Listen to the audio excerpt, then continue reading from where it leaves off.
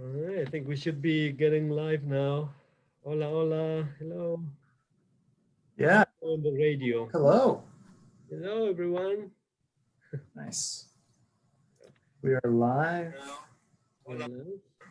Meet you. All right. Okay. Take it away, Will. Good afternoon.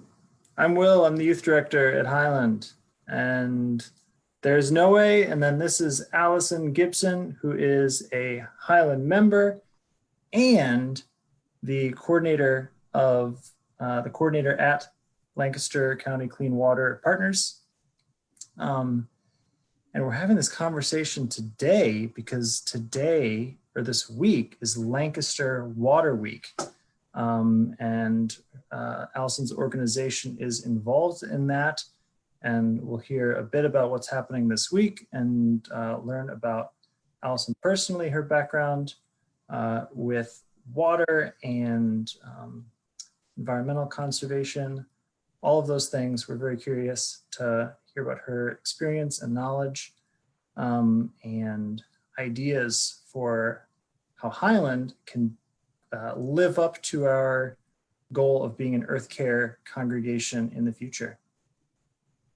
Thank you. Thank you so much for the chance for a conversation. It's always good to talk about clean water in Lancaster County, but especially with you all and with this special week that is a real celebration, but I think also a big education and awareness campaign so that more people know how they're connected to clean water. What does that really mean to us as members of the community, landowners? We're all connected by it. And also welcome our people who the people who are watching us on Facebook Live. I'm sharing it at Highland Facebook. So, and also on my personal Facebook at Noe Juarez. So we'll be following your comments and interaction questions and any questions you have for Allyson. So what's the first question, Will? Let's begin with just the work you do. What is it that you do with the Clean Water Partners, and what is happening for Water Week? So my job with the Lancaster Clean Water Partners is to bring all of the partners, organizations working across Lancaster County on clean water tied together, bringing them tighter together with continuous communication, making sure everybody's working on the same common goal. And for all of us working in the clean water world, that common goal is for clean and clear water by the year 2040. At one point we were saying within a generation, and we really needed to narrow it down because there's so many really great plans, pieces of work that have come together to pull our community, to strengthen our community. So something like Places 2040, the county comprehensive plan, there's an element of preserving what we have. And so clean water runs through that. There are plans and permits that every municipality has, and clean water runs through that. If you're a business and you have to worry about stormwater on your own property, clean water is important to you. You turn your tap on, clean water is important to you. You flush the toilet and know that you just kind of trust that it gets taken care of. Clean water is important to you. And so my job is pulling all of those different kind of partner organizations together, working on that common goal. And so it really varies. It could be a farmer who's growing produce here. It could be a municipal official. It could be that business owner. It could be a person who does trucking. It could be the Lancaster County Conservation District, the Farmland Trust. We have a membership of almost 200 different people around the county. There's no official sign up or membership dues. It's if you're involved in clean water, you're part of the Lancaster Clean Water Partners. But we have a leadership team of 16 people, and the real power, I think, in that leadership team is the diversity of folks and the angles that everybody knows that you have to approach clean water from. So like I was saying, it really can be so varied. Our chairwoman right now is Lisa Riggs from the Economic Development Company of Lancaster, and it ranges to Penn State, to Turkey Hill Dairy, to Commissioner Craig Lehman from the county, to Fulton Bank, Lancaster Conservancy, so many different great representatives. And so I just am thankful to be part of that team and really using the passion that they all have for clean water. And they know that's the thread running through so many components of their work. And like I said, all moving toward that same goal. So pulling all of those efforts more in alignment so we can get things done faster and more efficiently as a group. So right now we have 8 people watching us, and Larry Fowler among them, Tom Cross, and some others. And we encourage them to comment, tell us where you're watching from, and questions for Allyson Gibson from Lancaster Clean Water Partners. And Will is kind of leading the conversation here about these topics. Mm-hmm. Yeah, and I know I've met the event we did a few weeks ago, we did in partnership with Trout Unlimited, which is where Allyson and I met. And I know there's a number of people from Highland involved with Trout Unlimited, and they're the, if I have it right, they're the cold water streams angle is their particular You talk about Trout Unlimited? Trout Unlimited, yeah. Yeah, they do amazing work. They are passionate about fishing for sure. But if you're passionate about fishing, you have to have healthy water for the fish to live in. You have to have public access to those streams and healthy banks so that there's habitat for those fish. So the team at Donegal Trout Unlimited in particular does everything from tree planting, like at Millport Conservancy, where we met Will, and stream surveys to understand what's going on in the water, to full-blown restoration projects where they're planting riparian buffers and restoring the stream edges, taking land that for whatever reason has become impaired or is it affecting the water negatively, really changing it so that it completely restores the area to a place that is healthy for those fish. And there's so many ties to that, so many good ways that can improve the quality of life for those fish, but also all of us that are living around it. And we want to go fishing, we want to go swimming, we want to have drinkable, clean water. So their work is just incredible. They've been doing it for so long and have had a lot of success, especially in the Lidditz Run watershed, but they're working all over the county. So a great example of a partner that is connecting with lots of other partners to make sure that those projects happen at the pace that we have to if we're going to meet some of these bigger long-term goals. Absolutely. Cool. Is there a story of how you became so passionate and then very knowledgeable about water, or the other way around? How did that emerge for you? For me, I played in the creek finding bugs as a kid. There was a mud puddle at the end of the driveway. I remember because we grew up right next to the farm, not our farm, but a farm, and we played in the mud. And then I would go look for creeks or for bugs in the creek at my grandma's house, and we would go camping as a family. And so it was that passion and being outside and having access to those places that it was safe to go to, the freedom to do it. It was a lot of time outside, and the teachers that I had absolutely helped instill that, the quest for knowledge. Like there's the passion to just be outside, but then if you start looking at the details, you could geek out forever on bug names and chemistry and so many other components to it. So yeah, I was the one playing in the creeks. Allyson, you grew up in this area, right? Yep, in Leola.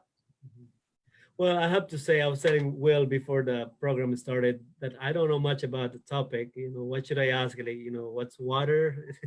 But it really makes sense what you're saying about clean water, which is in a developed country like America, it's wonderful. And they're not, like, I'm originally from Peru, and clean water, it's really hard to get to clean water. So it's an important work that you do.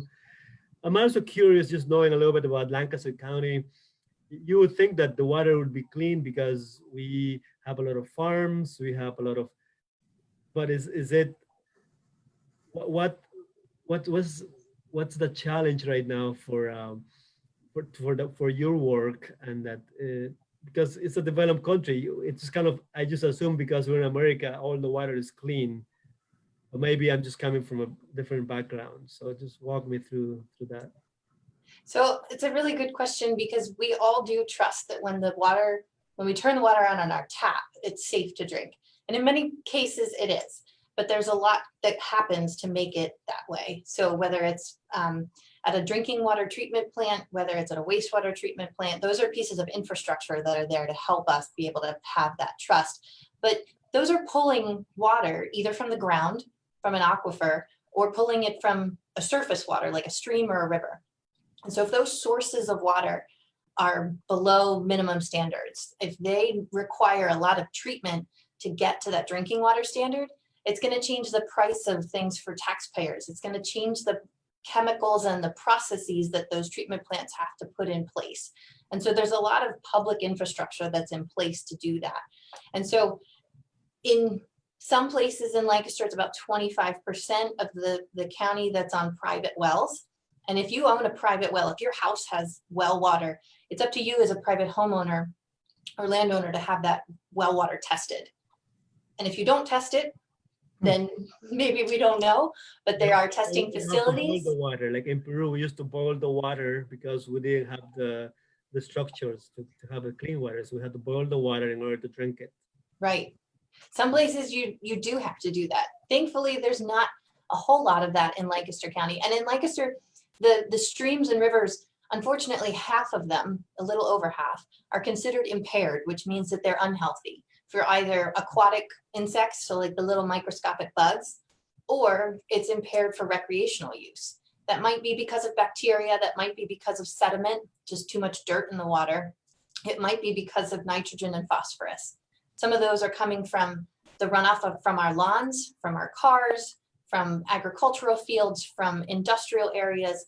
There's lots of different sources of it, but that also means that there's lots of different ways we can all be part of the solution. So while we are one of the biggest sources of those pollutants in the entire Chesapeake Bay watershed, Lancaster is the go-to place to see a lot of these improvements, especially in the state of Pennsylvania. But it's also, there's so much passion here to be part of that solution. Lancaster has this creativity and this way that we all come together as a community. So when we have to know about these things, we have to know that the nitrogen levels are too high in some wells, and it can create health concerns, that the wastewater we send down the shower or down our sinks in our kitchen, that's going to a treatment plant. And in some places in Lancaster, Lancaster City in particular has a combined sewer overflow, a combined sewer system. And so it can overflow when there's too much. So those are just a few examples of how we all have to be aware of what's happening. Excuse me. And so I'll say that that's one of the reasons that Lancaster Water Week started, was to tell that story, was to engage people, was to celebrate the amazing areas we have preserved and the conservation that's happening, but also the need for all of us to be involved in the cleanup, in the restoration, so that we all have access to clean water. One of the goals that Lancaster Clean Water Partners has, one of the values that we have adopted more closely, is that everyone needs equal access to justice and to clean water. And so there are historical communities who have not had that. And we all need to come together to make sure that that's possible. So the way we do that is there are 3 action steps, I'll say, from Water Week that help all of us do it a little bit. It keeps it simple, where you create habitat, like you were talking about with Donegal Trout Unlimited. You protect water and explore the outdoors. The more we know about it, the more we're in it, the more we're going to be likely to preserve it. And so I am so grateful for the Lancaster Conservancy's leadership as really the kickstarters for Lancaster Water Week. And so many partners are part of that now, but just one example of how we're spreading the message. Thank you, Allyson and Will. Before you ask the next question, I just want to comment that we have 11 people watching us live, and will be more people watching later. But there's a question from Margaret Cook.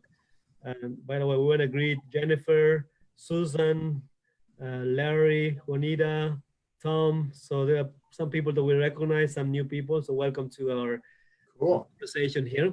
So Margaret has a question for you, Allyson. She says, what's the current status of fertilizer overuse by farmers, especially those who farm close to water or roadways? So what's the current status of the fertilizer overuse? So on average, I don't know the number of pounds per acre. I can try and find that information, but in Lancaster County, most farmers are using manure. There's also some use of synthetic nitrogen. There has to be a balance for nitrogen and phosphorus in order for crops to grow well, in order for water quality to be healthy. And there's a huge movement for soil health. And so just this past weekend, there was a farm event as part of Water Week that was just completely focused on soil health. Roger Rohr has been doing no-till farming. So the plants that he grows cover crops in the wintertime, and then he has a cash crop like soybeans or corn that he's harvesting as his main crop that he's getting for production agriculture. But then he doesn't till the soil. And so that root system creates a sponge. And I say that because the fertilizer use, it changes. There's not as much need for it. It soaks up a lot of the water, so the runoff is not as big of an issue. And so no matter if he's next to the stream, like she was asking about close to stream or close to the street, it's that sponge, that root system. So no-till agriculture is a huge positive movement, as well as cover crops. And this spring, there was a survey done about those two practices, and 67% of Lancaster County this spring was planted in no-till practices.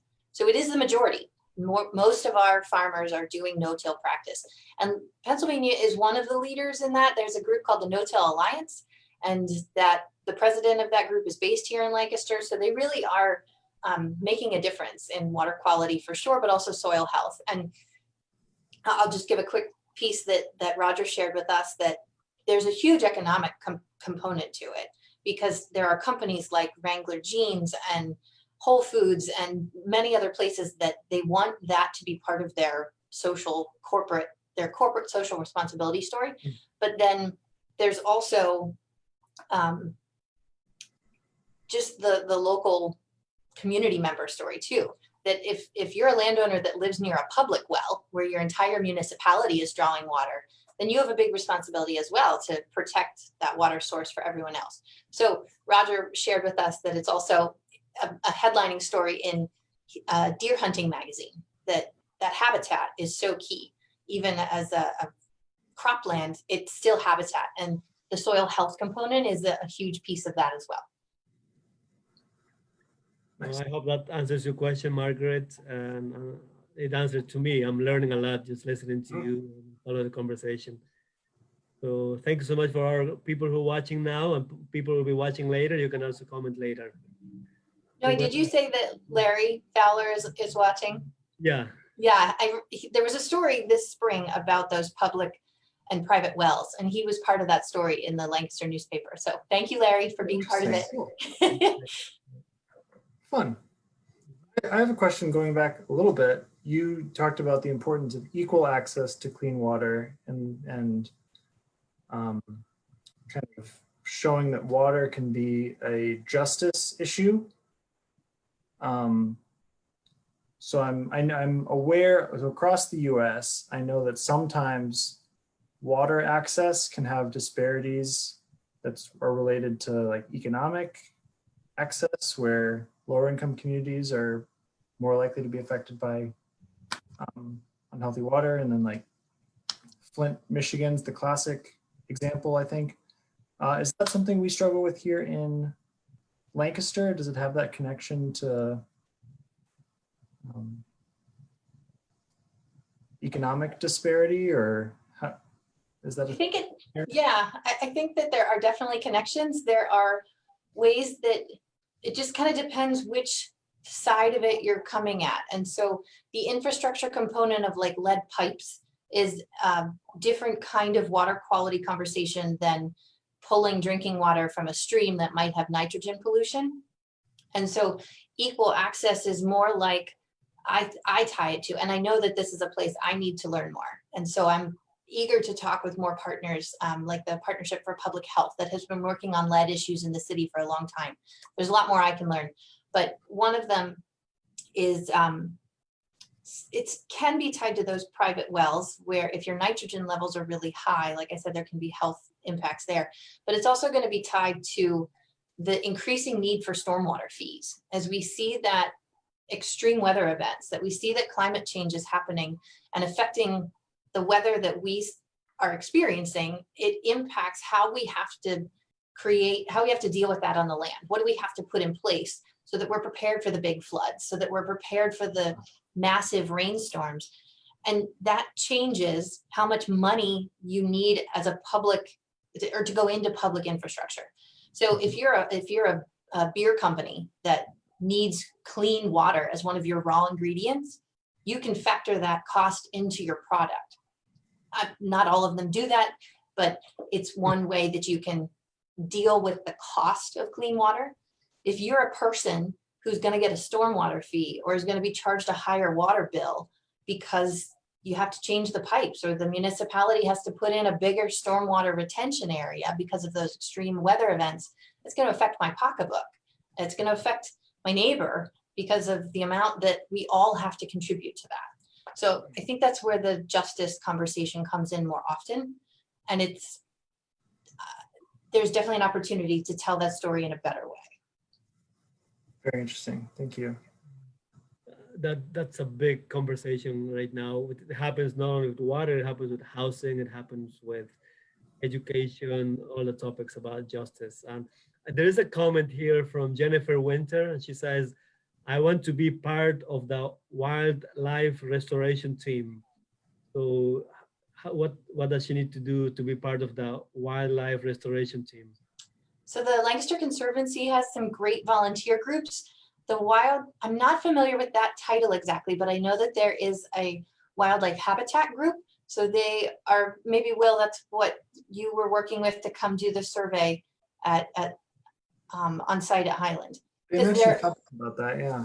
Yeah, there are some fantastic volunteers that have been trained by the National Wildlife Federation or have been part of Donegal Trout Unlimited, and they can come help landowners, whether it's an individual homeowner or a large congregation or a municipality, help them find native plants, put things in place that will be a habitat for that wildlife. So maybe that would be the kind of group that Jennifer is looking for. I'll try and respond to that comment later, maybe. They gave me a packet last week. We had someone come to Highland and look at our grounds and talk about what opportunities there could be. And we're going to tell people way more about that later on, but the idea is to have more native plants that are better habitat for all sorts of creatures. And I know some Highlanders that have done that in their backyards too, that have already started doing that, which is pretty cool.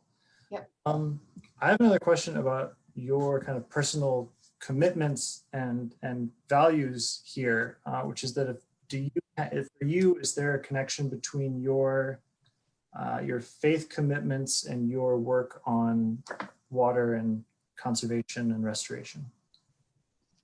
There is, yeah. I think that the gifts we've been given as a planet are really our gifts that we are charged to take care of. We are not the only ones using it. There are generations coming after us. There are generations that came before us. And in some ways, there's ways that we have to improve what we were given, but it's also a gift. And so I am grateful for the chance to be part of the team and have I'm grateful for the chance to be part of a team that can focus on this completely. Like, this is my home. This is where I grew up. And it's important to me to be part of the whole watershed effort. I remember when I was in school and I started off with biology, and I'm not a microscope, small detail type person. I'm much more of the ecosystems thinker. So I really my brain operates at that watershed level. And so thinking about all of the community members, all the different places that literally the water flows downstream, and Lancaster is a big piece of that. So I see my role as kind of tiny, but also a caretaker for everything that we send downstream. So I see my faith is tied to that, from a caretaker standpoint, from a respect standpoint, from a protection. It has to be. We're only given one place. Well, yesterday we had a guest preacher, Bob Justice, who talked about water. And then we had, I preached a sermon on Psalm 8 also. and we talked about this kind of topics, about we are stewards, we're called. Sometimes we misinterpreted the sign in Genesis 1 that God has given us dominion over other species, over the world, but that's not, dominion might not be the right word. I think it's more like that we are the trustees, we are the stewards, we are the caretakers. So, that's kind of what it goes to what you're saying, Allyson, about we are responsible for not only for our generation, but future generations. So I think it's good to remember the connection between faith and the topic we're talking about, water. There is a comment about from Rayanne Ents, and this is going back to the justice question that you were asking, Will. So this is what Rayanne says. Hearing about justice issues, I heard of a new one, setting up bodies of water as a person in the courts, so that if you damage the health of that body of water, you would have to fund bringing it back to health. Any thoughts? Have you heard about that idea, Allyson? I think it's taking water into the court, kind of like using it as a symbol, I guess, or personifying water. I haven't heard either, so it's just new for me. Yeah, that one's new for me. I'll have to dig into it a little bit. Yeah, good idea, Rayanne. Thank you. We'll look more into it. That sounds very. Yeah, I know Dick Ents is a scientist, so he probably was watching some YouTube video about it. So that's great. Well, I guess it's similar to the idea that in the business world, if you're comparing cost and benefit or trying to measure profit, that we need to start looking at the social / environmental cost of doing something and include that as we're calculating what's profitable and what's not. And it's hard to put that kind of value on a natural resource or an area that may not, like if you have a section of your land that either isn't as productive in crops or isn't changing the value of your real estate if you try to go sell your home, it's hard to put an economic value on it. But I think that's why the bigger picture is so important. And you have to have all these collaborators at the table. You have to have somebody saying, well, there's an option where the federal government will pay you a rental rate for 50 feet. If you own a stream, from the edge of the stream to 50 feet or even bigger, there's a rental rate for that. And we'll plant trees for you. And there's maintenance included. So there's great options of how we can use our land, thinking of that downstream component. And I think that factors into how the education piece is so important, but it has to be customized to what that landowner really needs and what's important to their area. Yeah. Well, that kind of takes us to the question of what, for individuals, people who are watching this, and for Highland, what are the opportunities you're talking about? You know, I'm in my office. We have land. We own land here. People watching this are owners of their land potentially. What are some ideas or opportunities if we've got people excited and fired up to do something? There's a lot. It's really exciting. Like I said, Lancaster is kind of this go-to spot for restoration opportunities right now when it comes to restoration and conservation in general. So it could be a plan with the Natural Resource Conservation Service. It could be, and that could include support for engineering and design if you want to change the way that you do contour strips on your farm. It could be that. It could be, there is a program with the Department of Conservation and Natural Resources at the state, and they offer money to help plant trees in a riparian buffer. Like I said, that space between or next to a stream. So there's support to do that. There's grant money to put those kinds of things in place. Mm-hmm. The specific one that we were talking about with stormwater, and it's a fantastic title, is the Turf to Trees and Turf to Meadow. So we all look out, and most often we end up seeing turf grass, and that doesn't have to be golf course level turf grass, but all of us who own homes and have grass, that grass, the roots are only about that long. And so that's not sucking up the water. It's just letting it run off super fast. And that increases the temperature and takes everything along with it straight to the creeks. And so the taller the plants, the deeper the root system. And that's going to soak everything up. So if you can put native plants in your yard, if you can change one small section of your own land, your own home area, that could be a small garden you plant. It could be changing your entire lawn to meadow. It could be changing the application rate, that if you use fertilizer, either don't use it at all or change it to only the fall and the spring. There are certain times or certain rates that you can be a better steward. There are ways that the stormwater infrastructure, changing it to green infrastructure. Lancaster City is one of the leaders in the entire country with green infrastructure. So we see the little bump outs in parking lots. We see rain gardens and trees that are in between parking spaces, or it might just be a little cutout in the sidewalk. That's so that the water can slow down, so that the water can go into an infiltration area before it goes into our stormwater system. So there's some really great ways that Lancaster is leading the way. And I'm happy to share some of those resources. At the Clean Water Partners, we have a number of different action teams that are pulling those experts together to focus on buffers, to focus on agriculture, stormwater, as well as watershed planning. Because like I said, my brain thinks at a bigger watershed level. And so if we can pull everybody together that's doing a project like that, let's go for a bigger grant. Let's make sure that your project matches up with what I'm doing and with what our neighbor's doing. So it all makes a bigger difference. And it's not just one-off little things that aren't coordinated. We want it to be bigger. We want these projects to have a bigger impact on our local watersheds. Allyson, did I hear you saying that I don't need to cut my grass, so that the longer the grass and plants, the more root, and so that's good news for me. I would rather cut my grass like every few months as opposed to I know. Yeah, you can do that. You want to talk to your municipality first.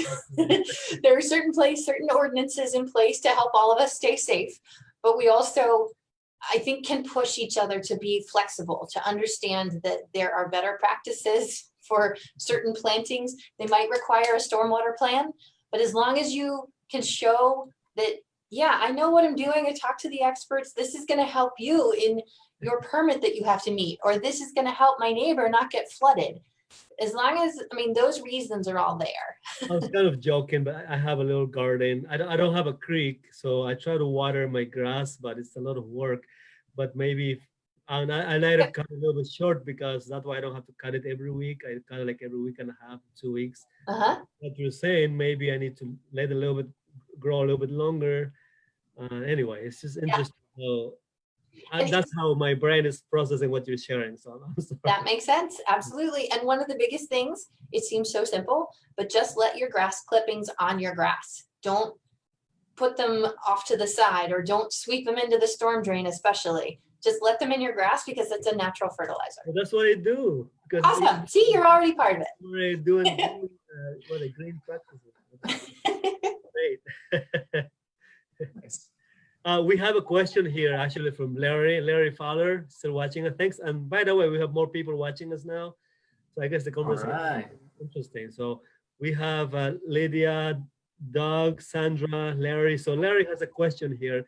We also have Frank, who is asking for prayer requests for protection in his work and energy to focus on strength. So yes, we all are praying for that, and we'll pray for you, Frank, on that. So Larry has a question. Can you share any thoughts about the degradation of the focuses of the EPA? I don't know what EPA is, in regards of water. And what is our civic responsibilities of each of us? So the EPA question, do you understand that, Allyson? Because I don't know. I think so. There were changes to what the EPA was going to enforce as far as pollution limitations and policies earlier this spring. Environmental Protection Agency, okay, the federal agency. Okay. Yep, there were some changes to that. I think they have since gone back to what the previous protections were. It had to do with COVID and how many people could go out in the field and how much capacity there was. I believe that's the case, but Larry, I can try to find some more details for you. The EPA really can be a strong partner.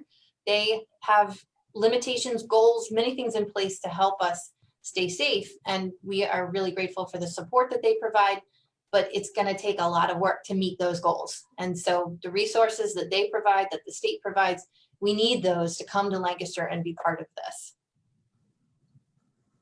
Wonderful. So it's so great to have a lot of people joining us in the conversation. Yeah.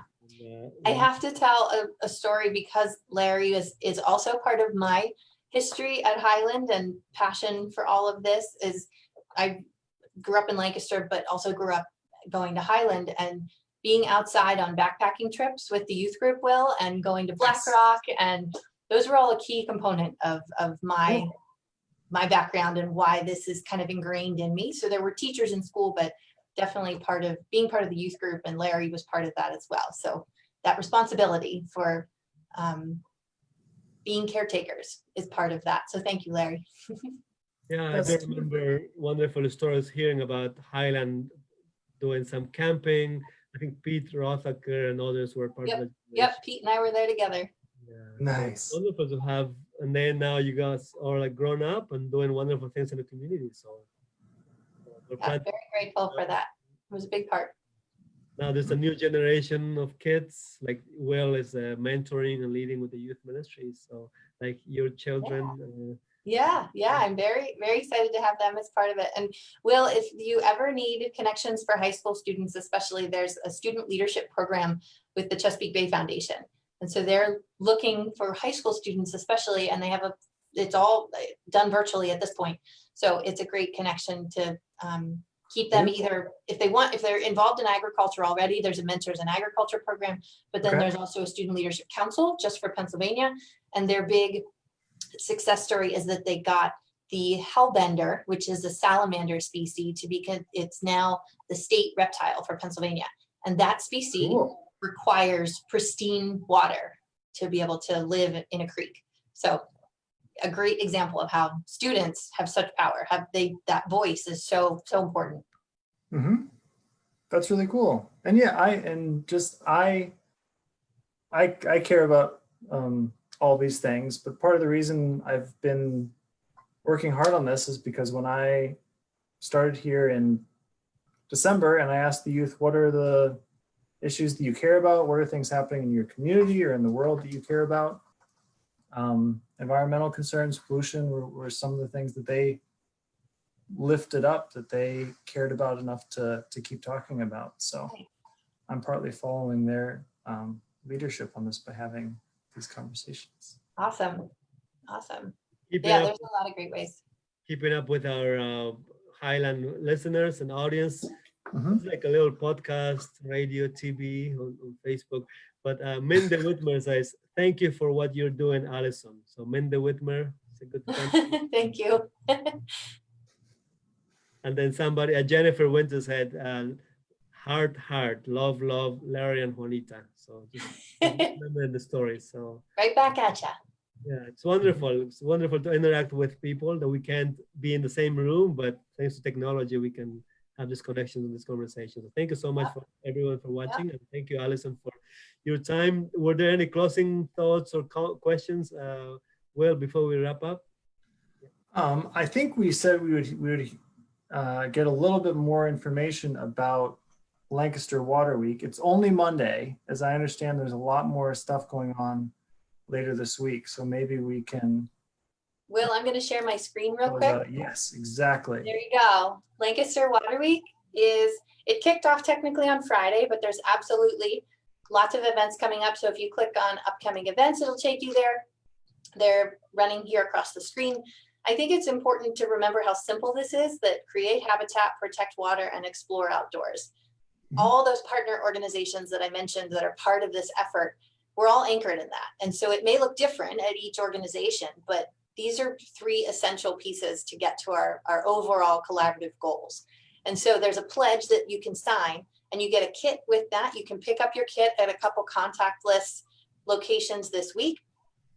There is an event tonight. There are lots of virtual events all week. So Lancaster Water Week really does help all of us get engaged in a way that we feel safe, that we feel comfortable, that makes sense to us as a homeowner, as a member of the community. So I encourage you to go to lancasterwaterweek.org and find some videos that are part of it.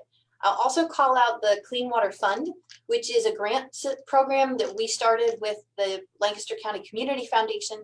And we give out grants to these projects that really are part of the solution. They're making a difference in clean water efforts across the county. So in September, we'll announce the award winners for this year. We have some fantastic success stories of last year's winners, but the Clean Water Fund is a way that the Conservancy is giving back, as well as the other partners that are contributing to that fund at the Community Foundation. So wonderful event. So is this a yearly week then? This time of each year is the Lancaster County Week? Well, this is the 4th year, and Lancaster Water Week is usually the very first week of June, but as much of 2020, we had to pivot. So it got moved to August. So next year, I would imagine, I think it'll be back to the first week of June, but we are so grateful for all the partners that have stuck with us and been creative in 2020. And Turkey Hill is sponsoring, I see that. Yes, Turkey Hill has been the presenting sponsor for the entire 4 years, and grateful for the leadership that they provide. Fantastic. There's a video on here. There's a presentation about their story tomorrow. They have been leading the way from the supply chain side of things. So Turkey Hill partnered with the Alliance for the Chesapeake Bay, as well as the Maryland, Virginia Milk Co-op. So they buy milk from farmers that have conservation plans in place, and the Alliance helps those farmers put practices in place to help clean the water. And then Turkey Hill pays those farmers a premium for their milk. And I have to say that I love Turkey Hill ice cream. Perfect. All the ice cream I've tried, Turkey Hill is the best. Oh, that's wonderful. They have such great stickers. Oh, I don't have it with me today. It's we all scream for clean streams. That's great. Wonderful. Very cool. Yep. And I think at least one of the events, I think there's an event Wednesday for Water Week that's about faith-based action and collaboration around environmental. Yes, there's an interfaith group that is part of Water Week this year, and I'm so excited for the leadership, or the members of our Leadership Academy that are part of that effort, as well as a group called the Interfaith Partners of the Chesapeake. And they are highlighting a lot of the stormwater work that's been happening at churches in the city, places of worship in the city that are going to be part of this self-guided tour. So you can do it on your own time. You can do it at the pace you need to. And then there's a discussion about it on Wednesday night. Very cool. Wednesday night. I'm really excited. Yep. Last comment maybe from Rayanne and Dick Ents, and they're saying, hope that we can get out on the water next year as we have in the past during the Water Week. Yes, there's a group there's a virtual cleanup. So if you just go out and clean up trash from your local creek, definitely mark it on the map so that it's part of this bigger effort. But there is a group called the Conestoga River Club that is doing, if they want to go out and paddle or canoe with a group, you can do that. There's other options. Wonderful.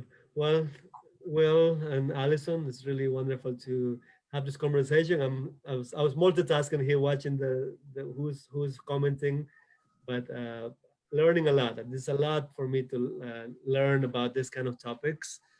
And Allyson, was really wonderful to have you this time and share your passion, your stories, the work that you're doing with Lancaster Clean Water Partners. And so it's just wonderful. And Will, you had a great conversation. So any closing thoughts or closing comments before we finish? Thank you so much for the chance to be here. I'm eager to be part of the Earth Care team and find out what really works for Highland and for the faith community there. I think that there's a lot of opportunities that we can really customize and make it work.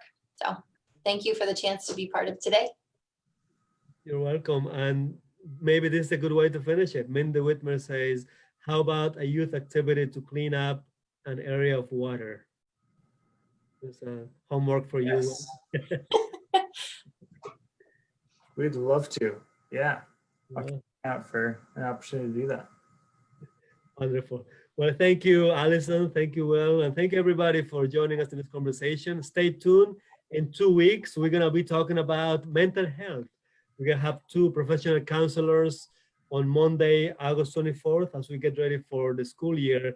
We're going to invite and to talk about, for parents and for youth and children, what's a healthy way to start a new school year. We know that during the pandemic, it's tough for all of us. So that's going to be a conversation, mental health and school, new school year for this new school year. So I know, Allyson, you have little kids, so maybe you'll also watch us or share the event with other people. So thank you, Allyson, and really enjoy this conversation. I really enjoyed your background. You didn't say anything about your background there. That you I have to give Land Studies credit for the background. They have done some amazing restoration work at places like Landis Homes and Rock Lidditz, Brubaker Run. This is just one example of the kind of work that they do to restore wetlands and floodplain areas across Lancaster. Beautiful. Yep. I wish I was out there today, but I'll make it a pretty picture. Wonderful. All right. Well, thank you, everybody. Thank you, Will. And thank you, Allyson, for. Thank you so much. We're going to get off the live and then maybe we can touch base a little bit before we